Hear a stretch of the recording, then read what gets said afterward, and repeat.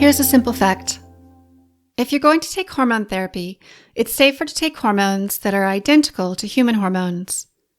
In other words, hormones that are body identical or bioidentical.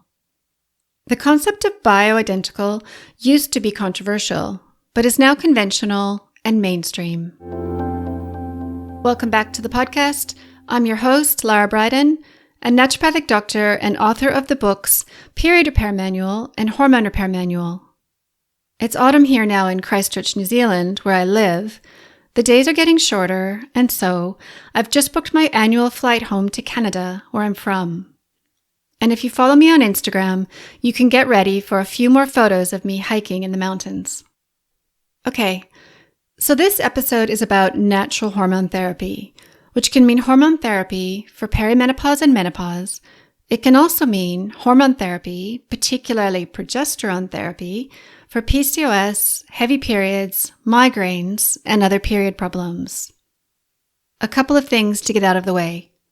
First, I'm talking about body-identical hormones, not contraceptive drugs, which, as I explained in episode 1, are only hormone-like, not molecularly identical to actual hormones. And second, I'm going to focus on estrogen and progesterone, but of course there are other body-identical steroid hormones like DHEA, cortisol, testosterone, pregnenolone, and more.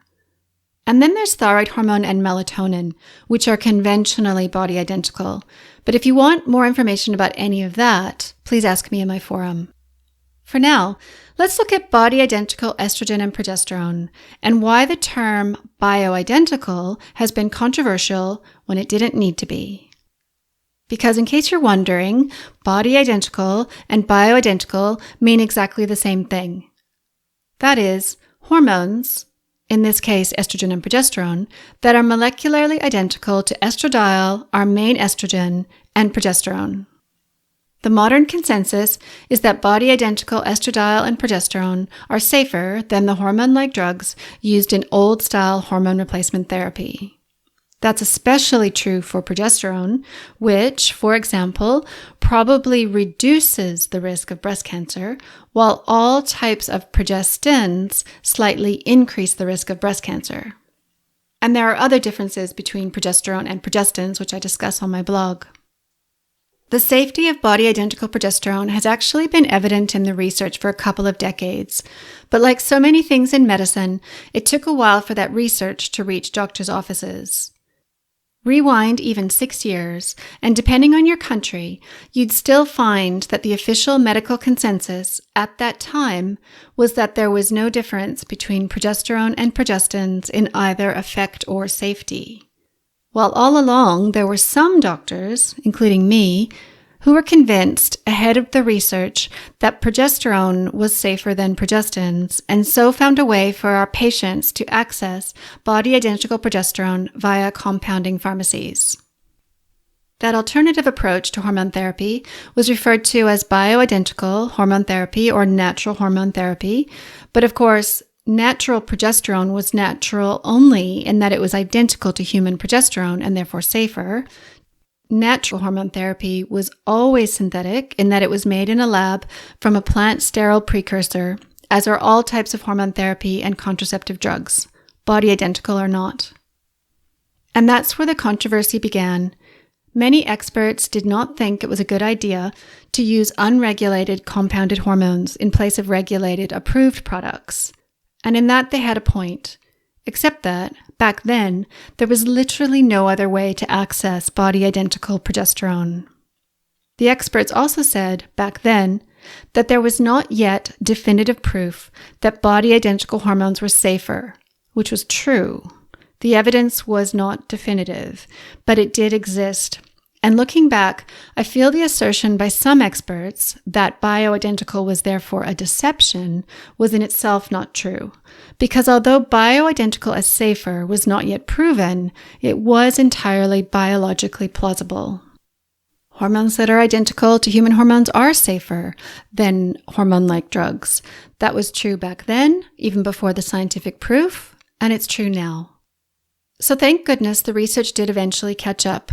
And in 2016, using Australia as an example, body-identical progesterone became available as the regulated product Prometrium, which is one of the brand names for oral micronized progesterone, which is now the preferred recommendation for the progesterone part of menopausal hormone therapy because it's safer.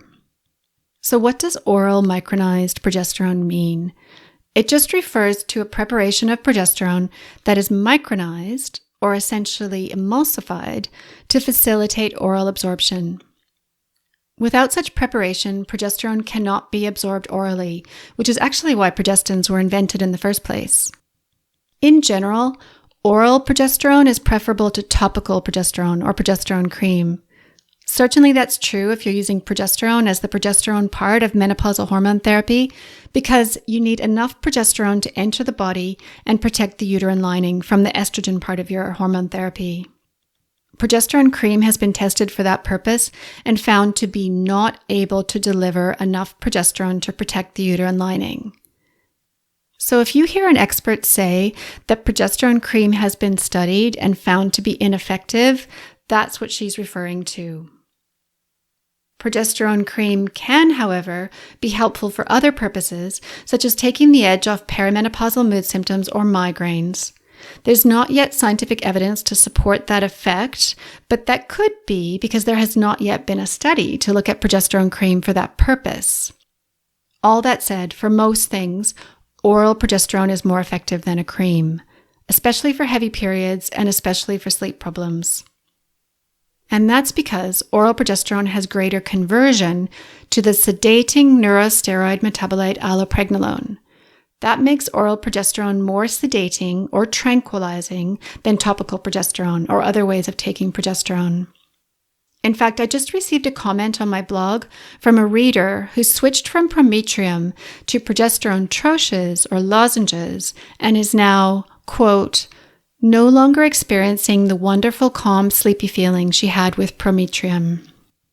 In my book, Hormone Repair Manual, I talk a lot about using oral micronized progesterone for heavy bleeding, sleep, mood, migraines, breast pain, and night sweats, and provide what I hope are helpful sections about how to speak with your doctor.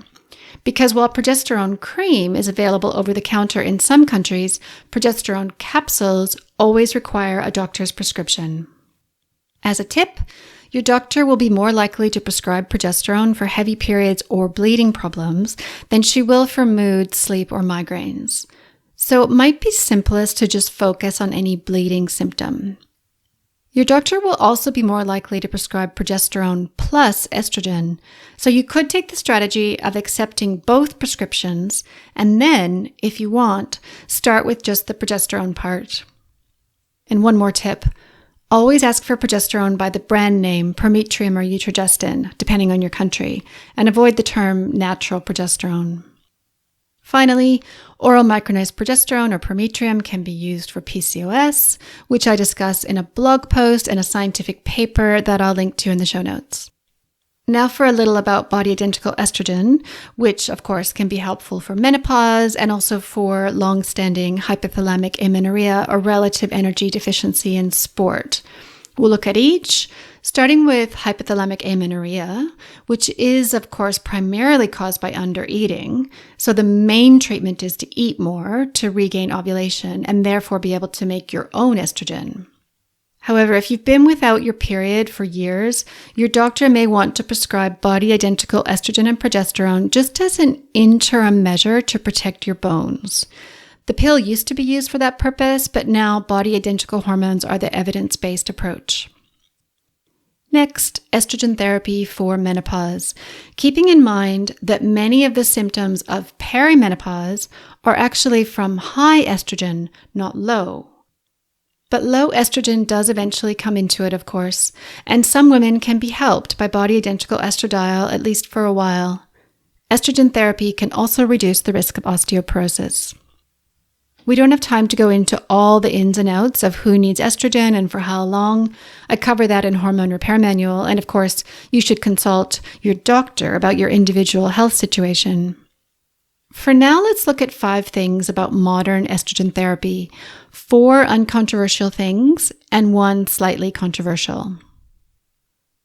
First, uncontroversially, Most, but not all, modern estrogen therapy is body-identical estradiol, which is good and very different from the old school Premarin estrogen medication. Second, uncontroversially, topical estradiol in the form of a patch or gel is generally safer than oral estrogen, especially for clotting risk. Third, uncontroversially, the combination of modern topical estradiol therapy plus oral micronized progesterone is pretty safe. Specifically, in terms of breast cancer risk, for example, modern estrogen therapy is safer than moderate alcohol intake. Fourth, uncontroversially, vaginal estrogen is also body identical and can be very helpful for dryness and other symptoms of the genitourinary syndrome of menopause or GSM. And vaginal estrogen carries no breast cancer risk.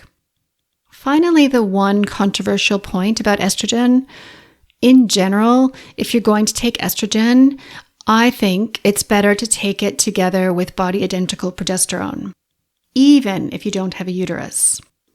The reason, which I explain in my book, is that progesterone is good for breasts and usually good for mood, and can therefore shelter you from some of the possible side effects and risks of estrogen. Vaginal estrogen, however, can be taken on its own without progesterone. Okay, the main takeaway is that body-identical hormone therapy just means hormones that are identical to human hormones, and that body-identical estrogen and progesterone prescriptions are fairly easy to access these days as the conventional products of Estradot, Prometrium, Utrogestin, and others. For a list of all the body-identical brands, see my blog post in the show notes. And you can also ask me in my forum at larabraden.com. And if you're a practitioner who treats women, consider coming along to my upcoming online workshop called Metabolic Health and Vitality for Women Over 40, where, among other things, I'll discuss why estrogen is a weight loss hormone. The link to the workshop is in the show notes. I hope that's been helpful, and thanks so much for listening. Please share and leave a review. And I'll see you next time when I'll discuss how to diagnose and reverse insulin resistance.